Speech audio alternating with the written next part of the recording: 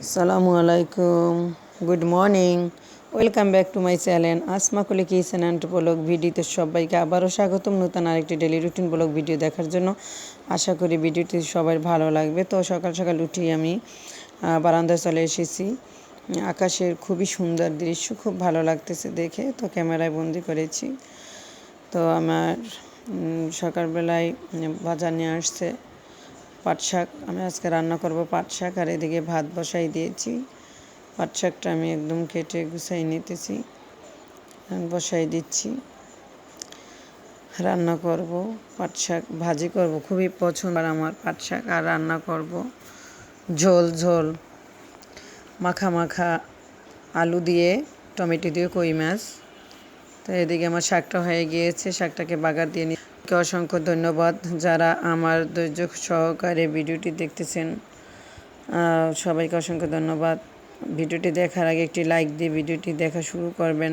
আর যারা আমার চ্যানেলটিকে এখনও সাবস্ক্রাইব করেননি, প্লিজ আমার চ্যানেলটিকে সাবস্ক্রাইব করুন, পাশে থাকুন আর দেখতে থাকুন নিত্য নতুন ভিডিও। আপনাদের ভালো লাগা থেকে আমার ভিডিও লাগে, কারণ আপনাদের একটা ভালো কমেন্টস আমাকে অনেক উৎসাহিত করে নতুন আরেকটি ব্লগ তৈরি করার জন্য। তো আপনারা দূরে কিংবা কাছে যে যেখান থেকে আমার সবাইকে আবারও স্বাগতম এবং ধন্যবাদ, কারণ আপনাদের ভালোবাসায় আমি এতটুকু আসতে পারতাম না।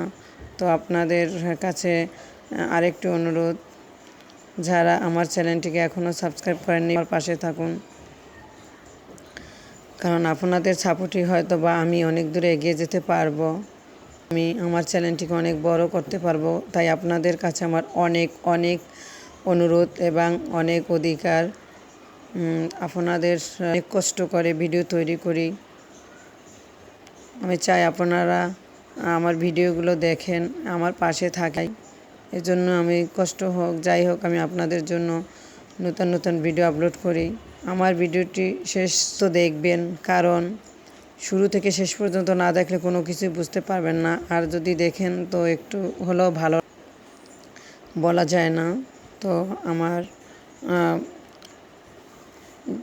কাছে কিংবা দূরে কেমন আছেন, তবে আপনাদের জন্য অনেক অনেক রইল এবং আপনারা আমার জন্য থাকি, সুস্থ থাকি এবং আপনাদের জন্য ভালো ভিডিও তৈরি করে আপলোড দিতে পারি। তো এদিকে আমার খাওয়া শেষ করে আমি চলে এসেছি আবারও রান্না করে, কারণ কিছু কাজ বাকি আছে, ওগুলো গুছানো।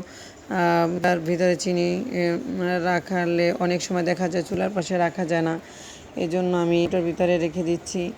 এটা আমার চুলার পাশেই থাকবে সব সময়, চা করার জন্য আমি রেখে দিই, কারণ আমার চুলার পাশের জায়গাটা বেশি একটু বড় না, ওখানে আমি রাখতে পারি না, ছোটো দুইটা র্যাক রেখেছি।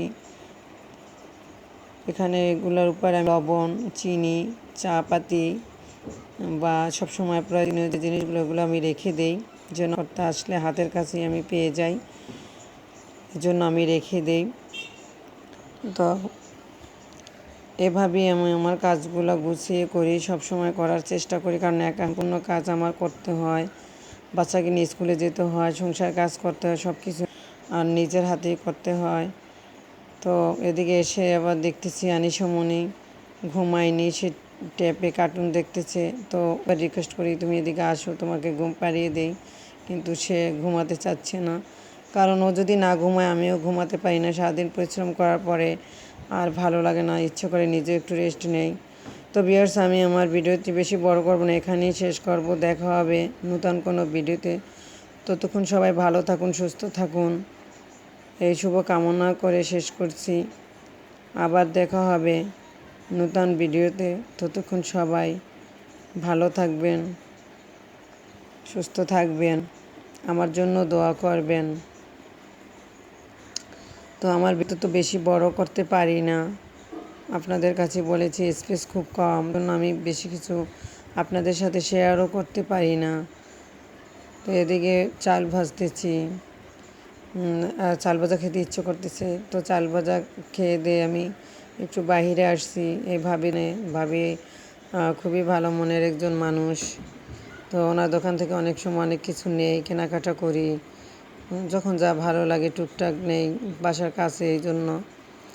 তো আল্লাহ হাফেজ সবাইকে।